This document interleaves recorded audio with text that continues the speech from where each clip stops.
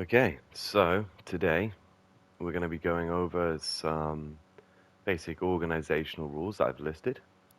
We're going to take a look at the way I like to order my logic, and hopefully that will perhaps allow you to organize your logic a little bit better, or to be able to lay it out in a way that's more readable or understandable to anybody who might come to access it in the future. And yeah, hopefully that can provide some value for you in your coming projects. Alright, we've got a blank scene here. First off, I'm going to begin by stamping down a sculpt, and you'll notice that I've got the grid on. So immediately we've got rounded coordinates for anything that might be in our scene, and a sculpt on those coordinates. That's a good place to start. So now if we were ever to measure this cube in the future, then we would know that it would have nice rounded whole number coordinates. It's a good start. Now, I'm going to place down a microchip. There we are. And I'm going to surface snap it. And it's going to go dead in the center. See that? That's a good place to start because it's right in the middle. It's equidistant from all the sides. It's readable and it's clear. And then we're going to bring this up above it so we know which object we're looking at. And then we're just going to anchor the position up above. So now when we come to edit this in the future, even with the grid off, it's going to spring up from below, and we can look beneath the microchip to see what we're actually editing here. So let's place down some gadgets. Let me recenter my imp. Let's get ourselves some nodes. Nodes are nice and simple, aren't they? So when we run two nodes together, when we've got them like this, we've got a bit of a squiggly line going on between them. Now, not only is the wire the same color as the background, which makes it far less readable, but also the smooth, nice, wiggly wire in the future might cross over between, let's say, we run that there to the input. Oh, no, we can't do that, okay. Output to input. So now we've got a crossover of wires. And this sort of practice will increase the more we do this, and it will look steadily worse and worse. If we keep doing this with all of our wires, they're going to get all terribly confused. Now, if your project already looks like this, that's fine. The easiest way to deal with it is to see where there's a natural endpoint. So I've got nothing coming out of the end of this one, and I can move that to the right. So we're going to organize our logic as much as possible from left to right. Let's open this up a little bit, and let's take a look. So we've got a nice even crossover here, and then we can bring this one down here. We're trying to keep as many of these lines as straight as possible, and then we can bring this one here. See how these line up? That makes sense to me. So we've got a nice even crossover in the middle. We've got at least one straight line without having to use any nodes, so that's going to save us some thermo.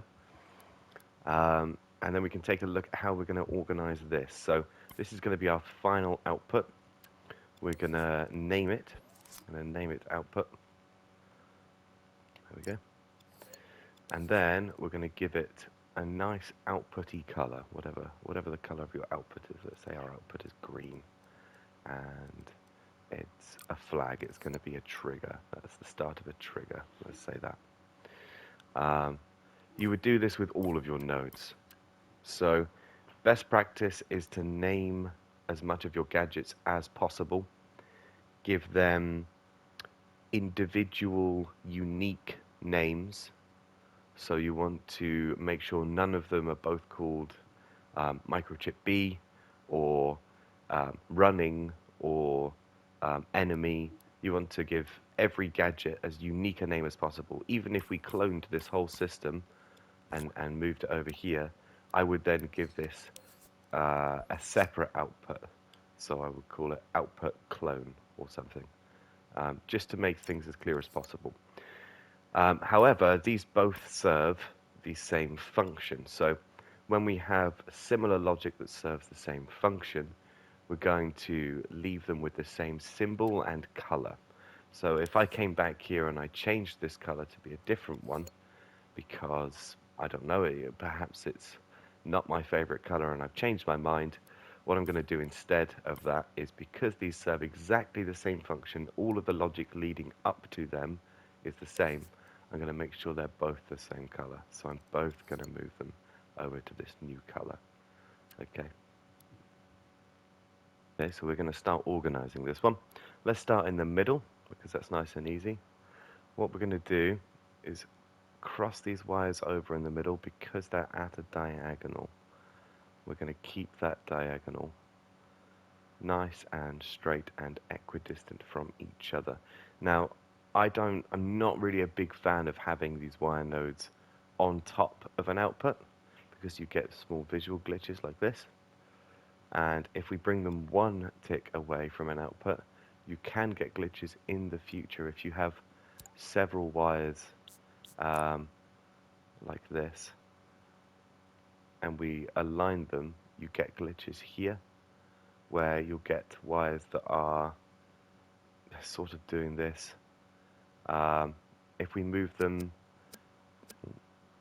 let's get rid of that one. If we move this 2 blocks away, it makes things a little bit clearer, and in actual fact in future it might allow us to add another wire node in, if we were to, let's say, I think I've already connected this one to all of the others. This one here, we're just going to bring this up. We want this to be a separate circuit so we can wire this up later. Okay. Now you'll notice when I'm wiring up single wires like this, I'm keeping them at right angles. So right angles is the most efficient way of using your nodes. Nodes do cost thermo. Nodes count towards, oh, bear with me, the things here. This is affected by nodes. Wires I don't think is affected directly by nodes. However, everything is a thing, and that will count somewhat towards your gameplay memory. You can see that it's only a very, very small amount at the moment, of course, but that does add up over the course of a project. So let's come down here. So here we actually do have a good example of a place we can use 1 instead of 2. We're going to come over here, and you see how these wires cross over. We could wire these up like this. Now I don't mind personally how these are wired up exactly, but I think when you have 2 wires this close and they're running in opposite directions to each other, that could cause some issues. If you came back to look at this in the future and you were way back here, that looks like the same wire. And at first glance, you might not be able to tell in which direction it's flowing. So if I have wires in a system like this, which you do get occasionally, you get a system of 8 wires, a figure of 8, sorry. It's probably best practice to just run them in a bit of a diagonal pattern. Try to make sure, again, that things are equidistant and aligned. So you can see these wires here are not the same height. There we go, that looks about right. We could move these out here and adjoin them to them. That might be a little bit tidier as well. That saves us a node on each of these corners. I know this is tedious, but believe me, it makes things a lot more readable. So back here I can now see, even with this background being a dreadful color, I can now see very, very clearly that this comes out here, comes back around and does the figure of 8. In fact, you can almost see the 8 in the wires there. So now let's come up here. It's going to do that, obviously, as soon as you plonk down your first node, but we'll just place a couple of nodes here and just get the wire out of the way so we can start organizing it. Let's hook up these two nodes here, and then let's make this one here a right angle, and then this one here a right angle. Bring this one back down, and then we've got a nice looping node wire. This here I'm not a big fan of. You can see the wire along the top is actually the wire along the bottom. At a distance, you can understand it, so it's not too much of an issue, but be aware of things like that. When a wire is running in one direction, we're implying a direction to the wires. All gadgets in Dreams run from left to right, so if we are running a loop like this, we can infer that because it's coming out of the right side of this gadget, it is going back into the left side of this one and not the other way around. However, it might be a little bit more visually cluttered to begin with. So we've got this backwards S-shaped wire here. Let's plonk a node in the middle so we've got some access to the rest of the wire and start moving it out. Let's bring this one back in here. Now you can see before I move that node back in there, there is a one wire space gap between these two here. And that's going to be the wire that's not in the node collection there. You can see when we hook it up, it fills that gap in the middle. We can then bring this across, get nice right angles, and then we'll align this up here with this one. So now we've got a system that looks a lot tidier than this, and now you can look at this and say, okay, right, this one goes over here, perhaps this one comes back down. We've got our output here. It's very, very clear that these are all affecting the output. This is probably our master input, so when we organize our gadgets, obviously it's from left to right because that's how wires run, but we want to organize them from top to bottom as well. So if this here was a more important input, I would make every effort I could to place it above this one. Okay. Now, an issue we've got here, if you can see, is that we're actually running two wires over the top of each other. And that can be a bit of a negative move. So if I do this, now you can see we've got two wires on top of each other that run for quite a distance that completely run over each other. And I have seen people do this in the past. If we have one wire here, and then perhaps we have more gadgets here, what's going to what? You really can't tell. And this can happen as well with fat wires as well as single wires. You can also fall into the trap of running separate systems like this over each other, like this, and then nobody is any the wiser. It's really, really difficult to tell what on earth is going on there.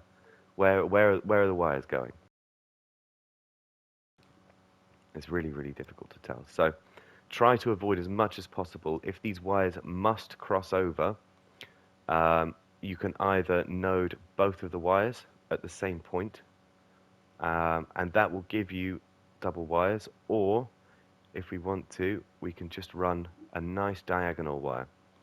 And this can work for systems of multiple wires. So if I just get rid of these, and we'll clone these up a second. Oh, there we go. That's what I might as well do. Now, if I've got to run this one down here, all the way up to there, and these could be as spread out as possible. We could have some going over here. We could have this one being really, really long and going up here. It could be the case that you need this gadget up the top. So, like I've said before, we organize from the top to the bottom. It could be the case that this gadget is required to be higher up than all of the others. Perhaps you've got an input up here, and we're trying to keep these in line. So we've got a nice straight wire here, straight wire here. We've got a system of microchips or gadgets up here that are performing actions one after the other in a nice straight row to keep things readable. And then we've got the same system down here, but we've got all these gadgets running across. Um, I was working with a system recently where we had coordinates worked out up here, and then there would be a follower here that would be turned on, and then this gadget would feed the scene space into the follower. But the system for activating the coordinates was down here. So this has got to cross over. So if we can organize that in a diagonal line, try to keep that at sort of a different angle, it draws the attention of the eyes. It says, hey, look, this is going in a different direction here. This is going through these wires, almost like you'd see at a railway stop or a crossroads or something. We're drawing attention to a passing through of the wires there. So we'll try to keep these ones, the regular gadgets, as in line as possible. And then we will cross over them if we have to at a diagonal. Okay, so let's take a look at microchips. Now, let's place some microchips down. We don't want these two microchips to be the same. If I am ever in a scene and I have a generic function, or I haven't yet decided the purpose of a microchip, personally, I go ahead and make it white. Now, there are no white gadgets, so everything stands out on a white background. It's really, really easy to recognize, and usually perhaps I'll use the script custom icon or the cogs custom icon for something that's in development that I don't know quite what it's going to do yet. So we'll place down that one. Now we've decided this chip is going to take some scene space inputs. It's going to take some scene space inputs. So we're going to get the scene space, and it's an input, so I'm going to make it green. We're going to call it just SS. SS pretty much always means scene space to me in dreams. And then that one's ready to go. So we know when we hover over that, essentially what it's going to encompass. So let's place down a nice node. We're going to get the scene space coordinates from the left. Let's try and keep this one here as centered as possible. And then we will give this one a icon and a color in just a second. So here's our scene space input. It doesn't have to be exactly the same as this one. If you want them to be exactly the same, you can do this. Just select them both, and then they'll be the same color. Now we can close this one down, and before we start even working in there, we can go ahead and get our scene space input. So let's switch back to the grid here. Head into sculpt mode, stamp a cube down, and again we've got an issue with these two looking exactly the same. We don't want that one. So we'll call this our main logic. If you bear with me, I'm not the fastest at typing on a controller. Main. Right, there we are. And we'll make this one white, like the gadget. So that's nice and obvious. And then this one's going to give us our inputs. So let's make it green, and we'll just call it SS. So you don't have to bear with me for my typing. Then we're going to go ahead and stamp down another microchip. Make it green. You get the idea. Call it scene space. And then we can open this one up, align to the grid, place it above the chip, the cube, and then anchor it. So again, we know when we open it up, we're editing the thing below it. And of course, the colors match up. The name on the cube and the chip should match up. And we've got something that's quite clear and easy to understand. So we can place this one down here again, make it green. Now in this case, most likely what we're going to do is call that one a scene space output. So when we name things, it should be relative to the chip that it's in. So this chip I might call get scene space, for the purpose of getting the scene space to then use in the main logic chip. Okay. Now, we don't necessarily have to name this tag. Um, Here we have a node that we're going to call get scene space, um, or scene space output. Um, and that would imply that we are getting the scene space of the tag that it's attached to. If this is a more complex system, let's say we split this just to have the coordinates here. So we're taking the position, I suppose Dreams calls it, but the vector 3 coordinate value, we might call that get coordinates. There we go. And then I suppose we could call this whatever is relevant to our project. So we could call it an enemy. I suppose if this was an enemy, I would be more likely to color it red or something similar to that, purple or red, a darker color that would imply the usage of the game object rather than a green one. But we're just getting the scene space coordinates here. So we run these across, but there's no node here. So what we then need to do is stamp a node down here, pick this one up, place him in there, and then run it like that. And then we can try and keep a straight line here as well. Let's say we're running this to multiple different chips.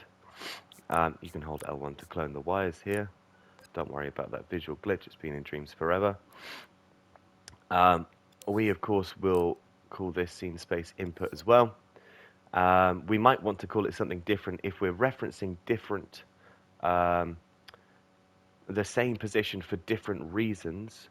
We might want to name it something different. We might want to say scene space of enemy, and then these will say, okay, enemy tracking, enemy damage, enemy near player, something similar to that.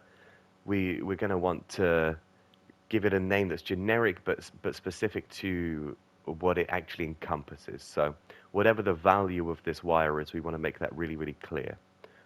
Just scene space would not be good enough in a project that was any larger. But of course, that's the only scene space in this one, so we're going to leave it that way. So I like to keep my chips and gadgets one logic grid space apart. So all of the logic on a microchip is on a grid of sorts. I'm sure you realize that whether you've actually recognized it or not. And then I like to try and keep wires equidistant. So we can now see each of the wires splaying out equally towards the end points here. Although I think if we move those up, yes, that's a bit more like that. Okay, that works. It's quite satisfying to get all of these things in place. And then I like to keep probably, I think this is 2 or 3 logic grid spaces between these, and then we could start wiring up nodes. So what we can do is get these nodes in, and you'll see that they're actually quite close to the gadgets on the right there.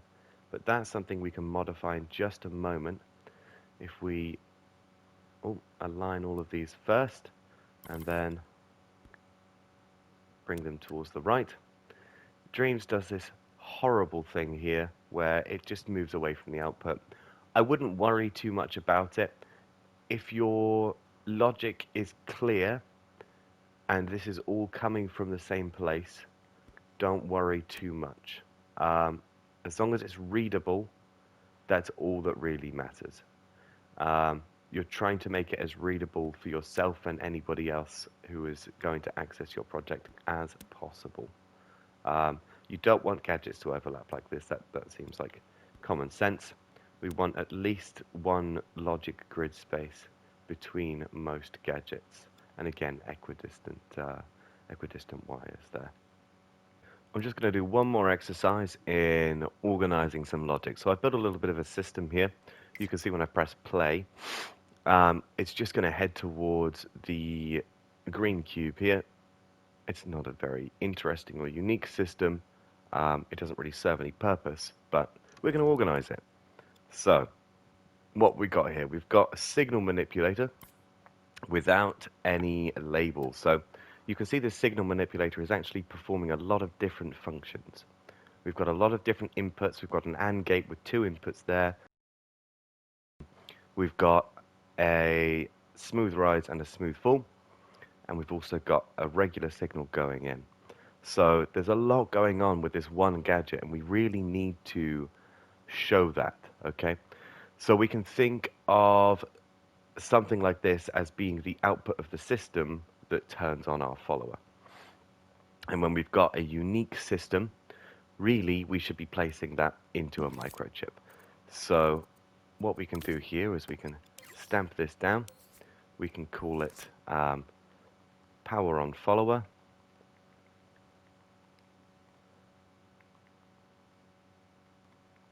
And then we can give it a nice power symbol. We can go yellow for electricity or power. And then we can we don't have to snap this to a grid or anything at the moment. We can just leave things freeform while we're working. And then we can drag these two across because we know they're connected. Now I know we've got a million wires here, but that's absolutely fine for a second. We can see which gadgets we can take with us. So it looks like these two aren't connected to anything else. So we can move these in here, and then we can start organizing. So we can see that these inputs are all quite close together. So let's start moving things around so that they make a bit more sense from top to bottom. And you'll see I'm going to try to align these gadgets here on the left. So because they're all going into this, I don't want them at different intervals like this. That's harder to read. It doesn't make as much sense. The wires are different lengths. They're going to be diagonal. Let's try and make them in a line because they're all affecting this next section. So if this chip were a timeline, and we can imagine our logic affecting things from left to right, each step along the timeline should be a set of gadgets that then move on to trigger the next thing. You can see that I've done that up here as well. So this feeds into this step feeds into this step, into this step. So we want to keep things as much in line as possible whilst we're working as well. So let's stamp down a node here for this one. And before you just remove something out of here and place it into a node, it's much better practice to place the end of the node into here first. So it's just a little bit of time-saving knowledge. If I were to remove this one into a node, I would lose the input. But if I come down here, I can then keep the input. So I'll just delete that one for a second, but it's good practice just to do things that way around. It will save you a bit of time in the future. And then here we've got two inputs, 1 and 2. It may be an idea if you're running this, these two inputs here across a large scene, you could combine and then split them through one node. So if I wanted to, I could take this and then run him into there on a 2 number. Run that one into there. We'll do this just for argument's sake. So we can do that one. Now, oftentimes this won't actually be more optimized, but if you're running 8 wires, it may be a lot easier to do things that way. I think anything upwards of 4 wires, 3 wires, 4 wires, you're going to want to be combining them like this. And then you can name this, you can call this combine for input or combine for AND gate. You're going to want to sort of, again, define what the signal is on the fat wire. So like you would with any signal, you would combine for input, split for input, input fat wire, that sort of thing. And then, yeah, these are all like the final stage before the signal manipulator. You could do that and have your nodes in a line. It's up to you. Whatever makes the most sense to look at. I would personally have it this way around, and then I just tidy things up. I'd bring this border back in. I like to have one or two logic grid spaces at the end or the sides of a microchip. If you have it right on top, it does funky things with wires like that. You don't want to do that. It's just bad news. Um, and then I think it looks nicer like this as well. It's tidier. So that's okay. Let's move that one down a notch so that things look a bit more in line. Those wires are not equidistant, so we can move that up. I know this seems quite petty, but believe me, it's nicer to look at and it will make more sense to you in the future. And then, of course, we want a node going out. And you would label all of these nodes. If I were you, I would label every single one of these gadgets, especially in a very, very complex system. So if you've got multiple enemies, multiple character moves, multiple cameras, you've got animations, you've got exclusive gates, you're going to be wanting to name these with unique names that aren't used anywhere else. And you're going to want to give them unique colors if possible. And I like to try and associate colors with different um, systems going on at the same time. So if power on follower is always yellow, perhaps this following system I will have as different shades of yellow around here. So this will be the yellow logic area around here. Or, perhaps try and keep things organized. Agree something with your team if you're working with a team on how you'll organize it or organize your color sections or your naming conventions.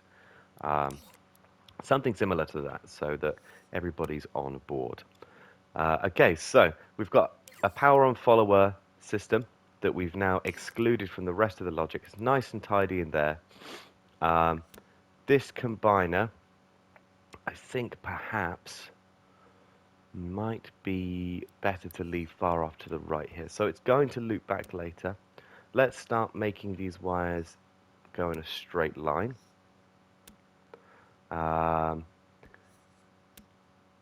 Let's have, so that one overlaps that one, so we don't really want that. Let's move it up here, and it looks like this system here could be placed into a microchip, so let's go ahead and do that right now.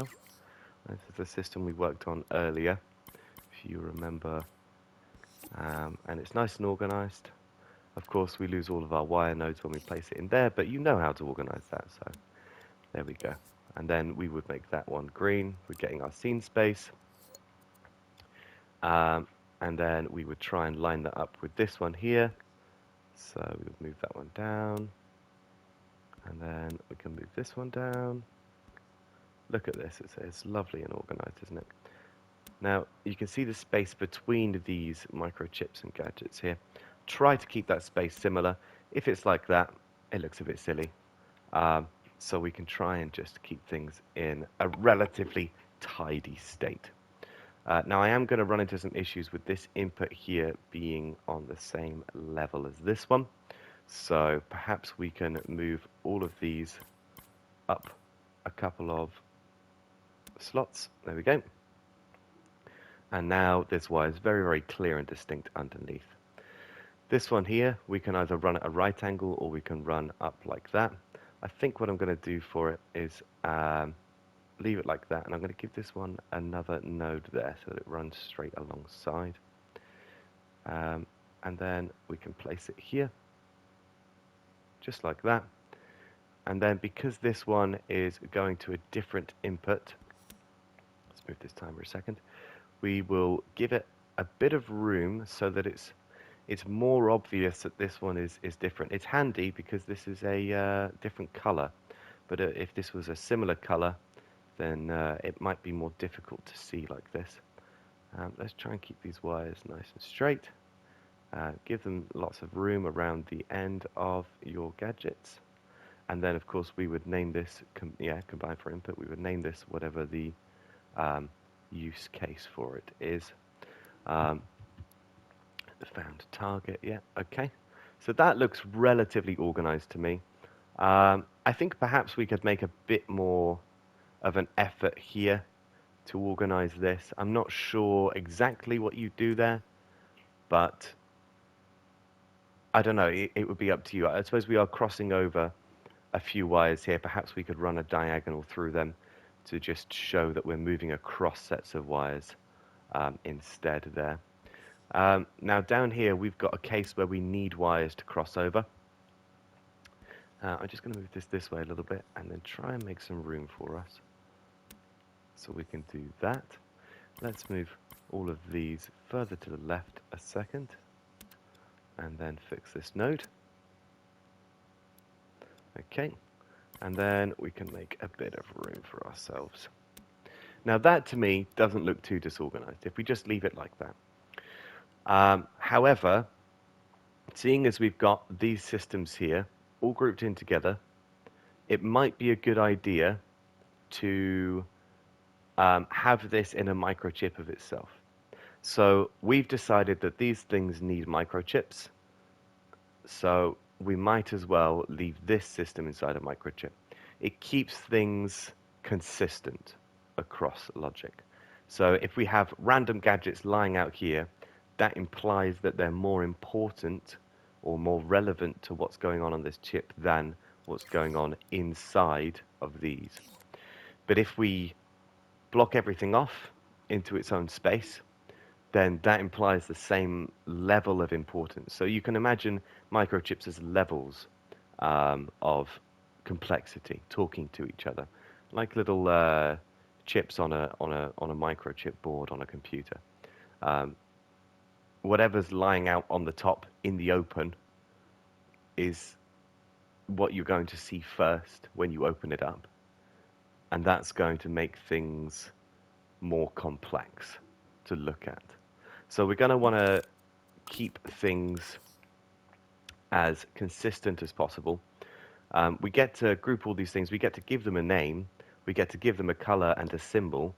And that can just be really helpful for understanding. So we're going to call this one our controller sensor input.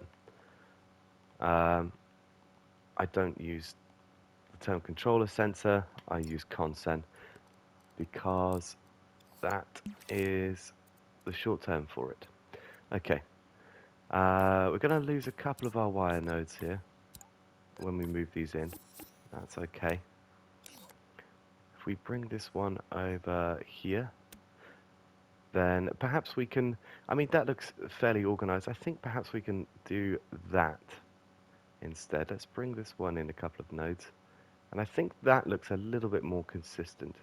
And we don't have to cross those over. Yeah, that looks a lot nicer, that does. Of course, then we have the issue of a couple of wires here being next to each other. So we can do that. Perfect. Okay, so let's open this up and organize away. Let's give these a bit of room. There's no reason that you have to have things more compact than they should be. There's no rules to the physical size of your dreams project. It can be as large or as spaced apart as you want. Of course, things don't look cohesive or cogent when they're very, very far apart. But within reason, you don't have to bunch everything up. The size of a microchip is never going to affect your thermo at all. So let's grab ourselves a node and plonk it down. And of course that comes from the same output. There we go. So that would then lead to both of these. Of course we've lost our nodes. There we go. Like that. I'm sure we had one there like that. Perfect. Now, these here are going to cross over again. So we did a little bit of that earlier when we looked at this one. We've got another figure of 8 here. These ones aren't quite exactly aligned like the node outputs were, so let's just get things out of the way and roughly where we need them to be to begin with. Let's give them a bit of space, and we'll place him up there, And we'll place him up there. We bring these down and just give them nice right angles where we can. And we'll just try and make sure things are as clear as possible. Let's give that two spaces, there we go. So those are crossing over. I think probably I would move this down one further and just give it a bit more room so that the cross in the middle is as obvious as possible, because crossing over wires is very irritating. So let's loop these up, connect these nodes so that everything just looks consistent. And then we've got a nice looping section here for the reset on the timer. Beyond that, I think there's a couple of things I want to mention towards the end here. If we're moving wires outside of a couple of microchips, I think the most consistent thing to do at that point in time is to make them wireless. So we would rather do this than run a wire across the scene. If we absolutely have to run a wire across the scene, because these do have a 1 frame delay in picking up anything, if you do absolutely have to run a wire across the scene, make sure it's labeled, it's given an obvious color, and try to keep the objects between which it runs close together. Okay, so we don't want to run a wire from here to here if this is way off in the distance, like this. Okay, if it's physically far apart, it's going to draw wires all the way across your scene. That's bad news. You don't want to do that. Something else to mention, when uploading versions of a project, let's say we go to our creation and we save it here, then when we upload a version, it gives you room to tell people what it is. That can be really helpful, even for yourself. If you come back and look at this, and there's a note here that says, okay, there's a bug in cube number 2, or there's a bug with the puppet's neck, or perhaps, oh, it's missing an ease in, or don't touch the tag on 6.3. I don't know, whatever it might be. There should be relevant information in here. There's a reason that the version notes exist. If you were ever to go and work for a real game company, then you would absolutely have to write a changelog of every single thing you did every day, just for reference. It helps with solving bugs. It can take you backwards to versions where bugs don't exist if you're working on a project long term. And you can also find out who and when and where implemented what. If someone was to leave a project or to join a project, I would find it a lot easier to catch up, or if somebody left and you can no longer get hold of them, you would still have a brief understanding of what their contributions were to a project. That's really, really important. Something else to mention is that you don't always have to be tidy. You don't always have to label everything. These are just my rules. However, I don't always stick to them. If it's a project that I'm probably not going to release, if I'm just playing around in Dreams, I'm just trying to make a concept work, then I most likely don't follow these organizational conventions. I will, if a project gets larger, go back and then implement them. But if I'm just trying to get something to work, or I'm not too fussed with how it looks at the moment, I make time at the end of a project of completion to organize it, or before I save a version, I'll put aside half an hour just to go back through and make sure that it's all tidy. There's things you can do along the way. You know, you can name things like calculators, signal manipulators as you go, as you place them. If this is a pulse, which we are pulsing it, I'll just call it pulse. And then every time that I go to pulse something, which is something that you do quite often in dreams, I'll just copy and paste it. I can just clone it to anywhere, and it'll still be called pulse. So something like that's really, really handy. And it saves someone time when they're going to back to look at it. When you go back to look at it, you know, how am I supposed to know if this is an ease or an inversion or a freeze if there's nothing written on it? I already know that it's a signal manipulator. You know, I need that information. I already know that this is a greater than function. Um, but what is it measuring greater than what? What's the purpose? You know, this is it's a calculator. We see a million of them in Dreams Logic, but I need to know what your calculator is doing. And that's really the point of all of this is making things clear to look back on. You know, I know what a combiner is, but what is the purpose of this combiner? Um, and yeah, that can be really, really helpful and handy as a tool. Okay, so I think I'll leave it off there. Um, and just say thank you for watching. I hope this has helped some people somehow, some way. Um, and yeah, good luck with your projects in the future.